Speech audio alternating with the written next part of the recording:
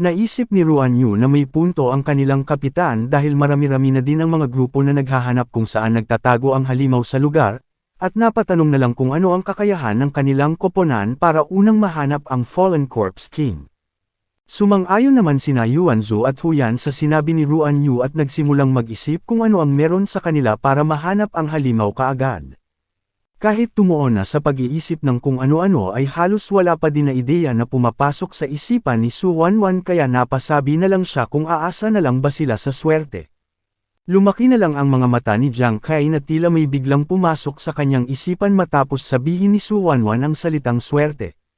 Samantala, tinanong naman ni Yuan Zhu si Huyan kung maari niya bang magamit ang kanyang abilidad na divination upang makita kung mayroon silang swerte upang mahanap ang Fallen Corpse King.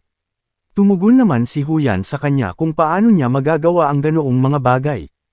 Biglang sumulpot si Jiang Kai sa likuran ni Huyan na siyang labis na ikinagulat ng dalaga, na sinabing swerte daw sila dahil siya ang kasagutan sa suliranin na kinakaharap nila ngayon at sa kanilang koponan ay meron silang kalamangan kumpara sa iba, gayunpaman hindi naman maunawaan ni Huyan kung ano ang ibig ipabatid ni Jiang Kai sa kanya. Sinabi ni Jiang Kai sa kanya kung nakakalimutan niya na ba na bago siya maging fortune teller ay naging feng shui master muna siya, at dahil sugatan nga ang Fallen Corpse King ay siguradong nagtatago ito sa ngayon para magpagaling, at tinanong niya si Huyan na ang Fallen Corpse King ay isang hell type na halimaw at kung sa tingin niya na asan kaya daw ito pipiliin na magpahinga. Sa sorpresa ay bulalas ni Huyan na alam na niya kung saang lugar ang uri ng halimaw na iyon na magpapahinga at tiyak na pipiliin ito na magpahinga sa lugar na may malakas na enerhiyang yin.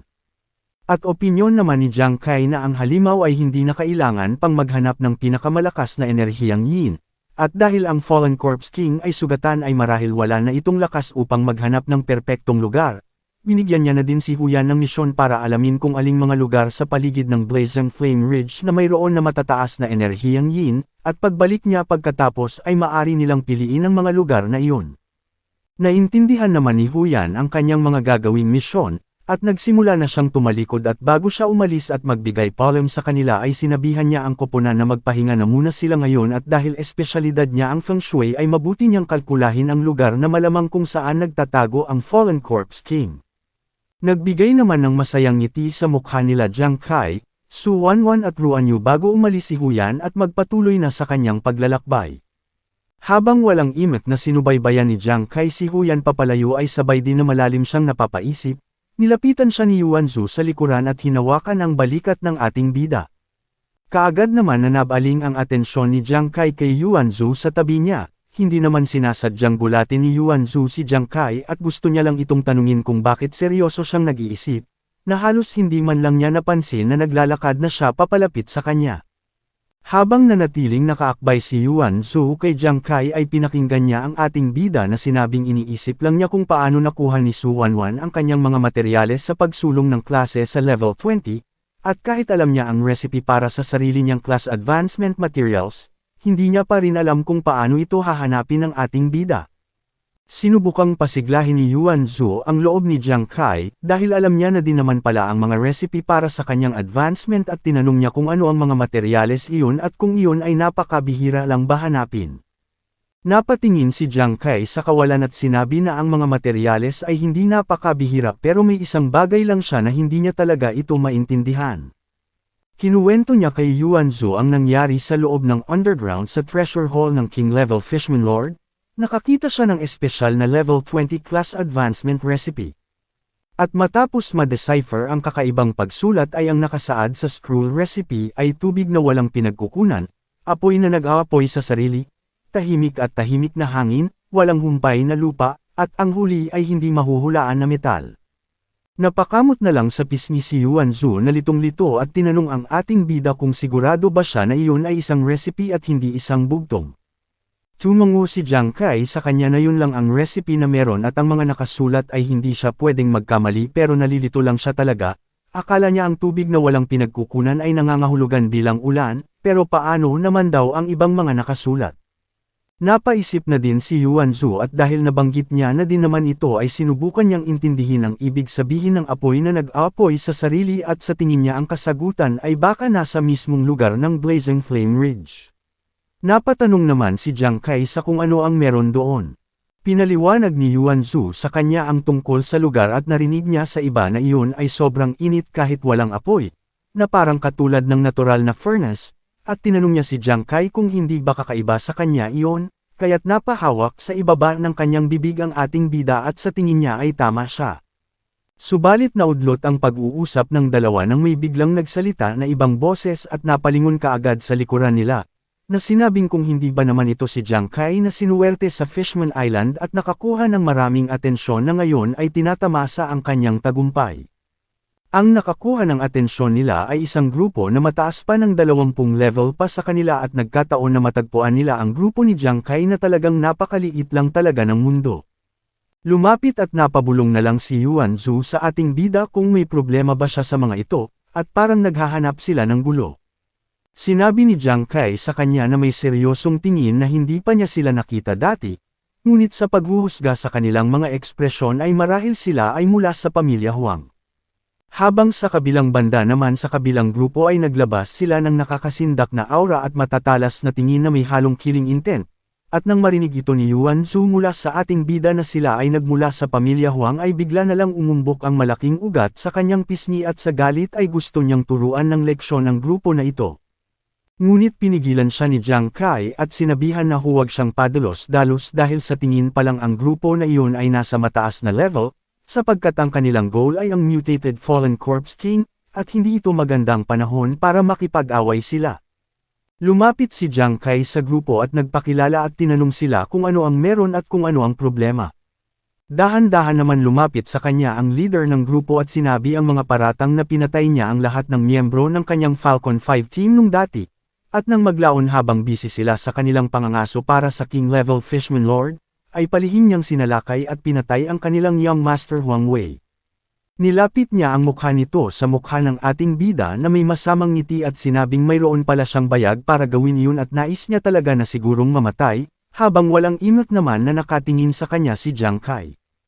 Sumingit naman sa usapan nila si Yuan Zhu at nagsimulang dakutin ang dumi sa loob ng kanyang ilong at paasar na sinabi sa kanila na ang kanilang Kapitan Kai ay hindi palihim na inatake si Huang Wei, sapagkat si Huang Wei pa nga ang nagdala ng 4 na katulong niya bagamat binura lang sila ng kanilang kapitan ng walang kahirap-hirap.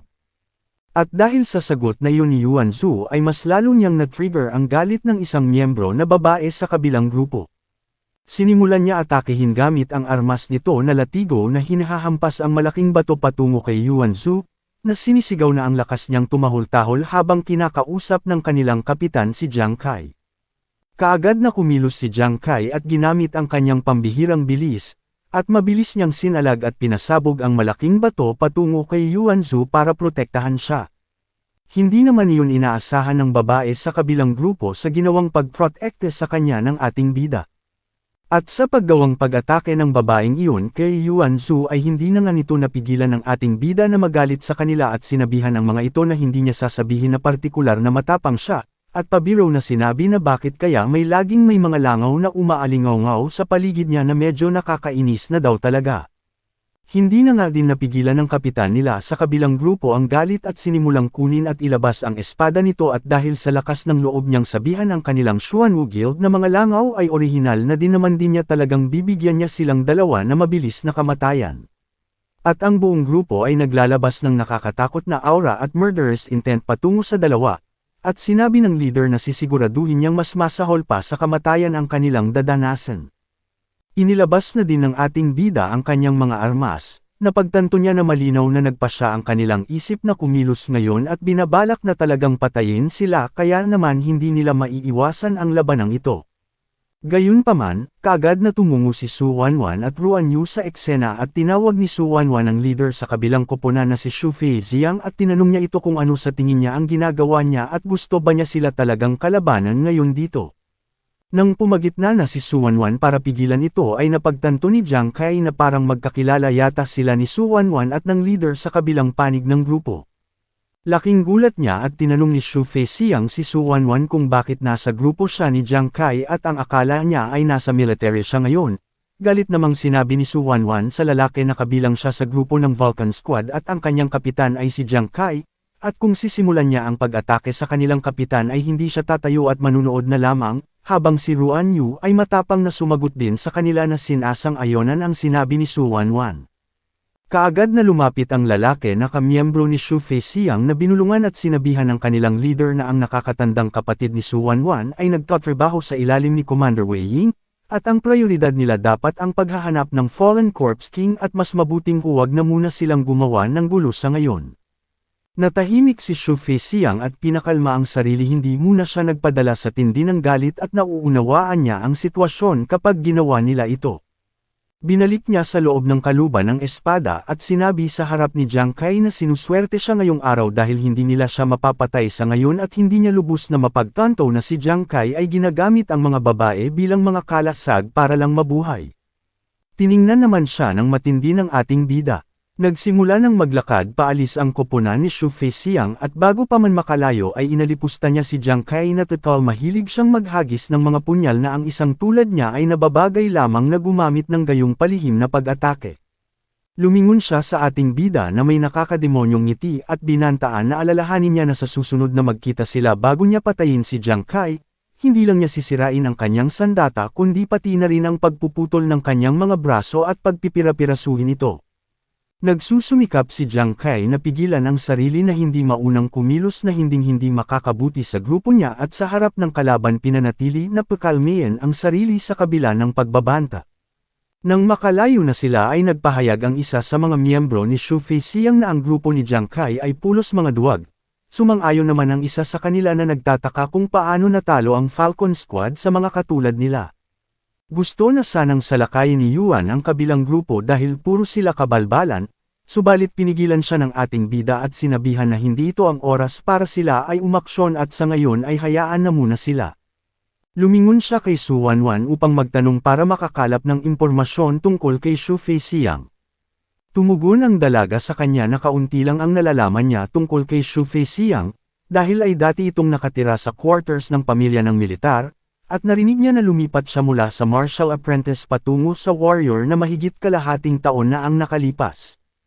At sa pagkakaalam niya ang tunay na combat ability ni Shu Feixiang ngayon ay maaari pang tumugma sa isang successor.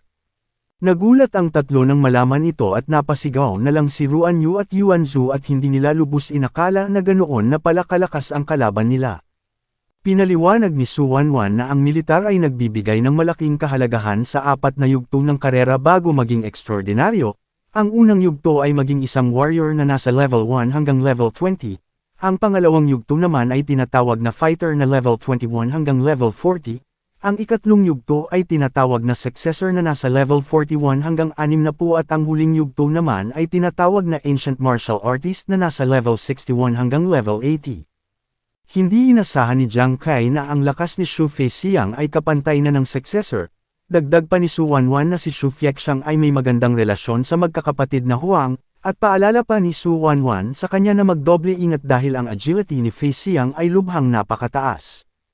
Para sa isang kadahilanan, ay malakas ang kutob ng ating bida na makakatagpo niya si Shu Feixiang muli sa parating na guild challenge. Maya-maya pa ay dumating na din si Huyan na kumakaripas ng takbo bitbit ang hawak nitong scroll sa kamay, habang tinatawag si Jiang Kai na nakalkulan na niya ito at mayroong tatlong posibleng lokasyon na maaring magtago ang halimaw na akma sa kondisyon ng lugar. Sinimulan niyang baklatin ang mapa at pinakita sa koponan na ang unang lugar ay tinatawag na Twilight Garden sa hilagang kanluran ng Blazing Flame Ridge na medyo malapit na din sa teritoryo ng Fallen Corpse King, at ang pangalawa naman ay ang lugar ng Shanyin Lake, direkta sa timog ng Blazing Flame Ridge at ang tubig sa lawa ay may enerhiyang yin at malapit na din ito sa pangunahing lungsod. At ang huling lugar ay tinatawag na Low Basin sa kanluran ng Blazing Flame Ridge. Hindi ito masyadong kilala at bago makarating sa lugar ay kailangan pang tumawid sa isang maliit na bundok upang makarating sa mismong lugar. Matapos marinig ang tatlong lugar na pagpipilian nila ay mausisang pinag-iisipan ni Jiang Kai kung saang eksaktong lugar magtatago ang halimaw. Nagbigay naman ng opinyon si Yuan Zhu na ang Fallen Corpse King ay sabik na umatras pabalik sa kanyang teritoryo, kaya bakit hindi na lang daw nila subukan ang kanilang swerte sa lugar ng Twilight Garden at baka mahanap pa nila ang halimaw. Hindi sumang-ayon ang ating bida sa kanyang opinyon at sinabi na pupunta sila sa lugar ng Low Basin. Nabigla ang lahat ng miyembro sa naturang pagkakasabi ni Jiang Kai at kung bakit pinili nito na pumunta sila sa hindi pa kilalang lugar, at para maunawaan nila kung bakit niya ito pinili. Pinaliwanag niya ito sa kanila na bagaman ang lugar ng Twilight Garden ay malapit sa teritoryo ng halimaw, maraming mga koponan ay malamang na mag-iisip ng parehong paraan, pagdating nila doon baka hinanap na ang bawat sulok ng lugar ng maigi kahit nandoon ang Fallen Corpse King, malamang na aalis lang sila sa lugar na bigo. At sa lugar ng lawa ng Shanyi naman ang enerhiya sa tubig ng lawa ay hindi ganoon kalakas katulad ng Twilight Garden, o liblib na lugar katulad ng Low Basin at dagdag pa ni Jiang Kai na dahil ang lawa ay malapit sa pangunahing syudad marami rin ang malamang na magsisimula ng kanilang paghahanap doon. At sa lugar naman ng Low Basin kahit sa kabila ng pagiging napapaligiran ng mga bundok, para sa halimaw ay hindi ito maginhawa para sa sugatan na Fallen Corpse King na magtago, ngunit ginagawa rin itong mas madali para sa karamihan ng mga explorer na makaligtaan. Kaya naman kumpiyansang sinabi ng ating bida sa kanyang mga miyembro na kaya sa pangkalahatan ay dapat mas mahusay silang sumugal at magtungo sa lugar ng Low Basin. Makalipas ang 2 oras na paglalakbay, ay narating na nila ang lugar, at tinanong ni Jiang Kai kung ito na ba ang lugar ng Nameless Basin. Hindi naman mapigilan ni Yuan Zhu na manginig sa takot dahil ang lugar ay hindi na kailangan pa ipa-feng shui at sa paligid pa lang ay mararamdaman na nila ang takot. Nagpahayag naman ng pagkabahala si Ruan Yu sa koponan dahil ang lugar ay masyadong malawak para magtago ang halimaw, at dagdag pa niya na ngayon ay hindi lang nila kailangan hanapin iyon kundi kaagad na patumbahin ang halimaw bago pa man matuklasan ng ibang koponan ang lugar at sa tingin niya hindi ito magiging madali para sa kanila. Habang patuloy na naglalakad ang ating bida ay sinabi niya na ang uri ng halimaw na iyon ay natatakot na madiskubre habang ito ay nagpapagaling at tiyak na pipiliin ito ang pinakatatagong lugar na malamang ay yungib o puntod. Inilabas ni Su Wanwan ang 6 na potion na ginawa niya noong siya pa ay nasa military mission, gumawa siya ng potion na makakabawas sa pinsala na lason mula ganoong uri ng halimaw ng impyerno, at ang epekto ng kanyang potion ay tumatagal na din ng kalahating araw at maaring ito ay baka makatulong na din sa kanila. Masaya namang sinabi ni Jiang Kai sa kanila na unang kunin ang potion na ginawa ni Su Wanwan pagkatapos ay magsisimula na silang maghanap sa lugar sa mga kuweba o abandonadong libingan, sumang-ayon ang lahat ng miyembro sa utos ng kanilang kapitan. Makalipas ang ilang mga oras ng kanilang paghahanap ay sumapit na ang gabi. Pinaliliwanag ng buwan ang loob sa paligid ng kagubatan, dahil sa pagod ay hindi na kanyang maglakad pa ni Yuan Zhu ay nagmungkahi na subukan nilang magbilang ng ilang hakbang bago lumipat ng ibang lugar. Lumingon si Jiang Kai sa kanya na sinabing huwag siyang magpapahuli at magmadali sa paglalakad, sinabihan din siya ni Su Wanwan na bilasan niyang maglakad at baka biglang sumulpot ang Fallen Corpse King sa kanya. Bigla na lang nanlamig ang buong katawan ni Yuan Zhu sa takot nang marinig niya iyon mula kay Su Wanwan at todo ang pawis na sinabing na hindi naman siguro ito biglang susulpot na lang dahil ginagamot nito ang natamong pinsala. At dahil alam ni Huyan na matatakutin si Yuan Zhu ay mas lalo niya pa itong tinakot at pabiro nitong sinabi sa kanya na baka lang ang mutated na halimaw ay gumaling na ang sugat at hindi lang nila alam kaya baka ito ay biglang magutom at makaamoy ng tao at bigla na lang lilito sa kanya. Namuti na lang ang mata ni Yuan Zhu sa tindi ng takot at na-imagine niya ang nakakatakot at nakakasindak na itsura ng mutated Fallen Corpse King sa kanyang isipan na baka sakaling bigla siya nitong atakihin ng palihim. At sa labis na takot na nararamdaman ay kumaripas na ng takbo si Yuan Zhu nang mabilis nang hindi tinitingnan ang paligid na dinadaanan niya. Hindi na niya namalaya na nilagpasan na nito ang koponan sa daan, kaya sinabihan na lang ni Jiang Kai si Huyan na si Yuan Zhu ay mahiyain at mabilis lang matakot kaya huwag na siya nito ulit na takutin. Ngumisi lang si Huyan at ginawa niya lang iyon dahil alam niyang malakas si Yuan Zhu, pinipigilan lang siya ng kanyang pagkamahiyain kaya kailangan niya pa ng karagdagang pagsasanay. Di nagtagal ay natisod ng malaking bato ang paa ni Yuan Zhu, dahilan ng pagbagsak niya sa lupa at napapaiyak na lang sa halo-halong nararamdaman. Pinilit niyang bumangon kaagad mula sa pagkakabagsak, subalit may nakakuha ng kanyang buong pansin sa harapang direksyon, napasigaw na lang ang miyembro sa kanya kung okay lang ba si Yuan Zhu. Nang makilala niya ang bagay sa kanyang harapan ay halos manigas ang katawan ni Yuan Zhu at lumiit ang bilog ng kanyang mata sa takot, kaya napasigaw na lang ito ng malakas. Tinuro ni Yuan Zhu ang nakikita nito at sinabihan ang kanyang koponan na tingnan nila sa bandang harapan, At nang makita nila kung ano ang tinutukoy ni Yuan Zhu ay napansin din nila kaagad ang isang bagay sa harapan nila. At ang bagay na iyon ay ang isang iniwanan at sira na libingan na napapalibutan na nakakasindak na enerhiya, na natatakpan ng mga damo sa paligid nito. Abangan sa part 25 nang mahanap na din nila sa wakas ang pinagtataguan ng halimaw, subalit paano kaya nila ito haharapin? At bago tayo magtapos ay please like and subscribe sa video na ito at kita na lang tayo sa susunod na part.